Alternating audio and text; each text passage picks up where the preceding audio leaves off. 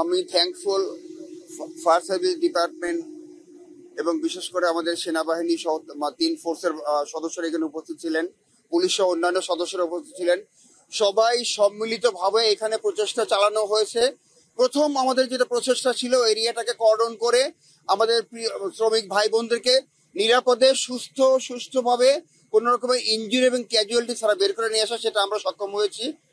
আপনি যেটা বলেছেন যে আগুন নির্বাপনের জন্য সক্ষমতা কেন সময় লাগলো, এটা এই প্রশ্ন আসলে আমি এর উত্তর দিতে পারবো না, কারণ এটা আমাদের সম্পূর্ণ ফায়ার সার্ভিস সিভিল ডিফেন্সের যে টিমগুলি ছিল তারা সবাই তাদের সর্বোচ্চ চেষ্টা করেছে।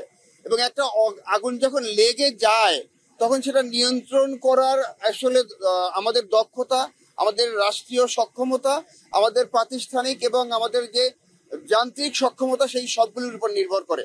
আমরা চেষ্টা করেছি আমাদের ফায়ার সার্ভিসের সকল টিম, আমাদের যেমন ডিরেক্টর মহোদয় উনি এসেছেন ঢাকা থেকে গতকালকে এইটা ফায়ার ফাইটিংটাকে কন্ট্রোল করার জন্য, আমরা ওনার কাছে কৃতজ্ঞ এবং ডিজি ফায়ার সার্ভিস স্যারের কাছে কৃতজ্ঞ যে ঢাকা থেকে ওনাকে পাঠিয়েছেন এবং আমরা কোনো রকমের ইনজুরি ছাড়া, কোনো রকমের ক্যাজুয়ালিটি ছাড়া, অন্য কোনো ফ্যাক্টরি কোনো রকমের কোনো সম্পদের ক্ষতি ছাড়া আমরা এটাকে নিয়ন্ত্রণ করতে পেরেছি। আমাদের ইপিজেডের প্রতিটা প্রতিষ্ঠানই অগ্নি নির্বাপনের জন্য কমপ্লায়েন্ট। শুধু চিটাগাং ইপিজেড না, বেবজার আওতাধীন 8টা ইপিজেড, একটা ইকোনমিক জোনের প্রত্যেকটা প্রতিষ্ঠান তাদের উৎপাদন শুরুর আগে যখন তারা লাইসেন্সগুলি কাস্টমসের বন্ড লাইসেন্স দেওয়া হয়, তার একটা পূর্ব শর্ত থাকে পরিবেশের লাইসেন্স, তার একটা পূর্ব শর্ত থাকে ফায়ারের লাইসেন্স, তার একটা পূর্ব শর্ত থাকে অন্যান্য আনুষঙ্গিক লাইসেন্স নিয়ে তারা তাদের কাজ শুরু করবে।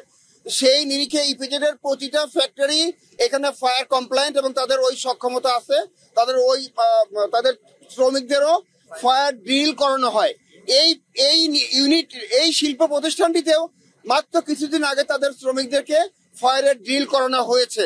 যার জন্য আমি বলেছি যে যেহেতু শ্রমিকরা কাজ করতো দোতলা 3 তলায়, ফায়ারটা হয়েছে 7 তলায়, এইখান থেকে ফায়ার ফাইটিং এর টিম ওখানে যেতে যেতে আগুনটা তারা মনে করেছে যে তাদের নিয়ন্ত্রণের বাইরে, যেখানে সক্ষমতাটা আছে শুধুমাত্র ফায়ার সার্ভিস সিভিল ডিফেন্সের, তারাই আগুনটা নির্বাপনের প্রচেষ্টা করতে পারে।